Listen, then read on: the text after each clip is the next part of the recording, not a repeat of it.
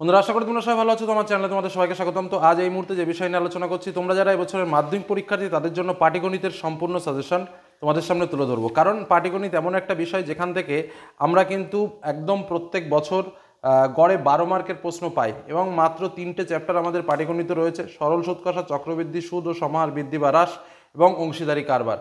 একদম তোমাদের কাছে স্পষ্ট বলে রাখি, দেখো এই যে 3টে চ্যাপ্টার, এই 3টে চ্যাপ্টার থেকে কিন্তু আমাদের পাটিগণিতে আমরা পুরো 12 মার্ক কমন পেতে পারি।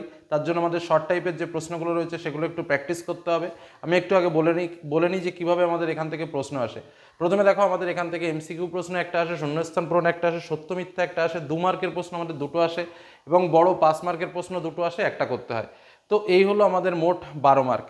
এবার দেখো, আমাদের টোটাল 3টে চ্যাপ্টার রয়েছে। বিষয়টা খুব ভালোভাবে টেকনিক্যালি বুঝবে: সরল সুদ কষা, অংশীদারি কারবার, চক্রবৃদ্ধি সুদ ও সমাহার বৃদ্ধি বা হ্রাস। এবার তোমরা যারা দুর্বল ছাত্রছাত্রী, অনেকে মনে করতে পারো যে স্যার আমাদের এই জায়গা পাটিগণিতে 5 মার্ক কী করে পাবো, তাদের জন্য একটা ছোট্ট টিপস আমি আজকের এই আলোচনায় তোমাদের সামনে তুলে ধরবো। দেখো, এই 3টে চ্যাপ্টারের মধ্যে 1, 2, 3টে চ্যাপ্টার দেখতে পাচ্ছ, এর মধ্যে এবছর আমি একদম নোটস করে দিয়েছি 2025 সাল অংশীদারি কারবার থেকে 5 মার্কের প্রশ্ন আসবেই।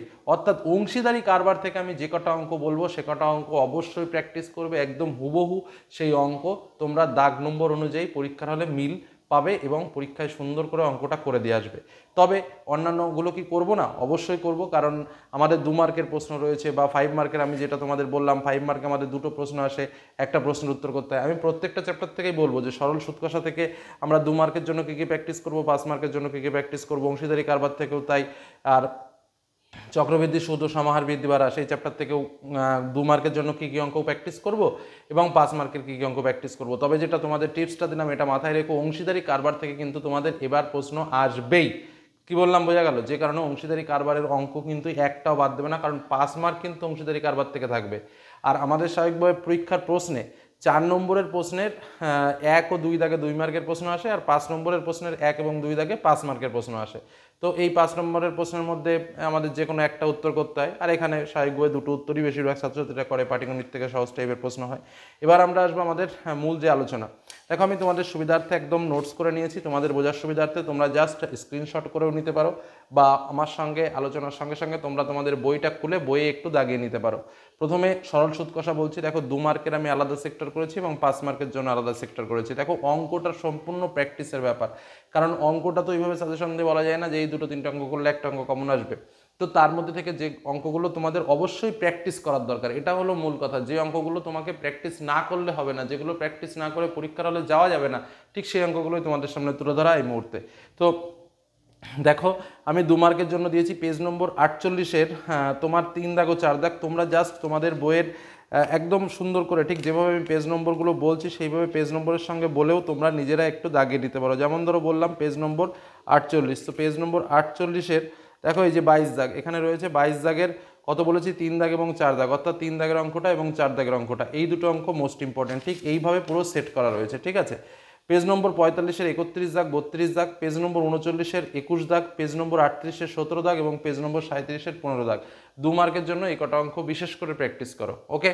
এবার আসি 5 মার্কের জন্য। 5 মার্কের জন্য স্বাভাবিকভাবে অঙ্ক আমাদের একটু বেশি করতে হয়, কারণ খুব বেশি ইম্পর্টেন্ট অঙ্ক এবার রয়েছে আমাদের এই সরল সুদ কষা থেকে।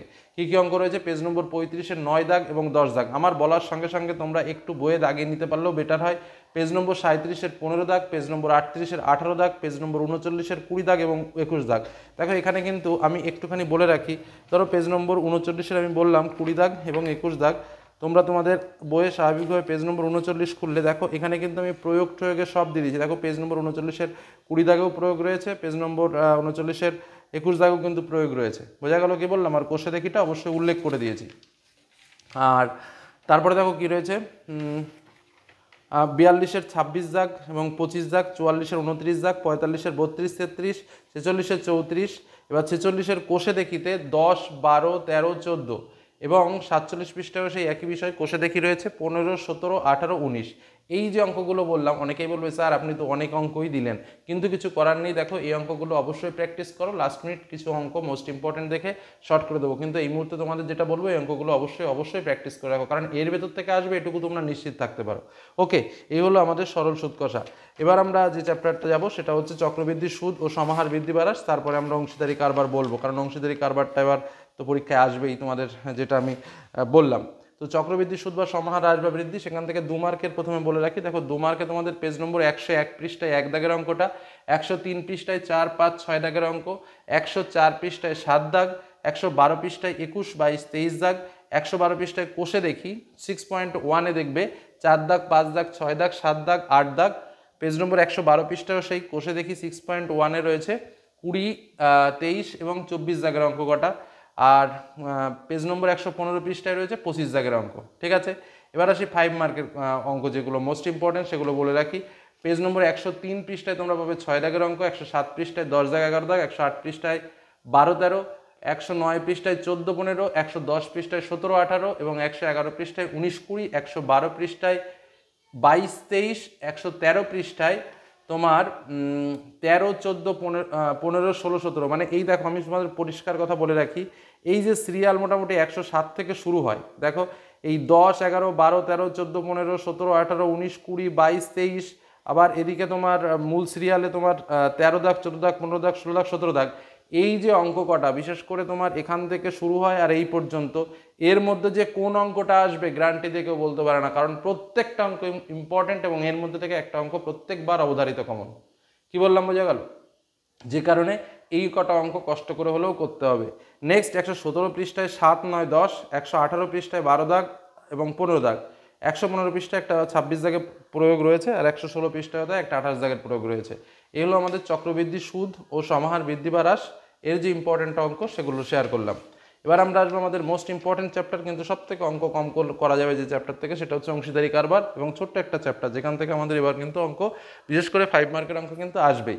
তো 2 মার্কের জন্য যে কটা প্র্যাকটিস করবে, 205 পৃষ্ঠায় দেখবে 17 দাগের 1, 3 এবং 4 দাগ, 199 পৃষ্ঠায় 4 দাগের 1 দাগ এবং 2 দাগ, 200 পৃষ্ঠায় 6 দাগের 1 দাগ এবং 2 দাগ। ঠিক আছে, নেক্সট 5 মার্কের জন্য পেজ নম্বর 203 পৃষ্ঠায় 8, 9, 11 দাগ, 204 পৃষ্ঠায় 12 দাগ এবং 14 দাগ, 202 পৃষ্ঠায় 10 দাগ এবং 11 দাগ, 203 পৃষ্ঠায় তোমরা পাবে কোষে দেখিয়ে 3, 4, 5, 9 এবং 10। ঠিক আছে, এবং 204 পৃষ্ঠায় তোমরা পাবে 12 দাগ এবং 14 দাগ। তোমরা, আমি প্রত্যেকটাই তোমাদের বলে দিলাম, আবার একটু দেখিয়ে দিই। যেমন ধরো 204 পৃষ্ঠায় বললাম 12 দাগ এবং 14 দাগ, এই যে 204 পৃষ্ঠা বের করবে, দেখো একদম এই সাইডে রয়েছে এই যে 12 দাগের অঙ্ক এবং 14 দাগের অঙ্ক। এইভাবে কিন্তু পেজ নম্বর উল্লেখ করে করে তোমাদের সামনে সাজানো রয়েছে। তো এই আমরা সম্পূর্ণ অঙ্ক তোমাদের সামনে শেয়ার করলাম অংশীদারি কারবার থেকে এই কটা অঙ্ক। দেখো অঙ্কের পরিমাণটা একটু বেশি হলেও তোমাদের বলবো এই অঙ্কগুলো প্র্যাকটিস করো, কারণ এই অঙ্কগুলো তোমাদের খুবই দরকার। সরল সুদ কষা থেকে তোমাদের এই অঙ্কগুলো দিলাম, প্রয়োজনে স্ক্রিনশট করে নাও এবং ভালোভাবে প্র্যাকটিস করো, কারণ এগুলো প্র্যাকটিস করলে এটুকু নিশ্চিত থাকতে পারো যে তোমরা 12 মার্ক যে আর একটা কথা তোমাদের বলা হয়নি, সেটা অবশ্যই বলে নি, প্রত্যেকটা কোষে দেখি শেষে দেখবে এমসিকিউ টাইপ বা শর্ট টাইপের প্রশ্ন রয়েছে। প্রত্যেকটা কোষে দেখি, ধরো এই যে কোষে দেখি রয়েছে, বা লাস্ট যে অঙ্কের শেষে এই যে এর শেষে দেখবে সংক্ষিপ্ত প্রশ্ন এমসিকিউ বা বিএসএ বলে যে পার্টটা রয়েছে, এই যে প্রত্যেকটা চ্যাপ্টারের শেষে এই যেন বাদ না যায়, কারণ এখান থেকে কিন্তু বহু শর্ট টাইপের প্রশ্ন আসে, সেই শূন্যস্থান পূরণ বলো, সত্য মিথ্যা বলো, এই জন্য ওই পার্ট যেন বাদ না যায়। ওখান থেকে করলে কিন্তু স্বাভাবিকভাবে তোমরা যে শর্ট কোশ্চেন রয়েছে, অর্থাৎ এই যে তোমাদের পার্টটা প্রথমেই বললাম এমসিকিউ, শূন্যস্থান, সত্য মিথ্যা, এই 3 মার্ক কিন্তু ওখান থেকে কমন চলে আসে, যে কারণে ওই পার্টগুলো কিন্তু মিস করবে না। ঠিক আছে, এই হলো আমাদের পাটিগণিতের আলোচনা। ভালো লাগলে লাইক করো। ইতিমধ্যে তোমাদের উপপাদ্য, সম্পাদ্য এগুলো শেয়ার করেছি, আরও যেগুলো বাদ রয়েছে খুব তাড়াতাড়ি তোমাদের কাছে তুলে ধরবো। ধন্যবাদ।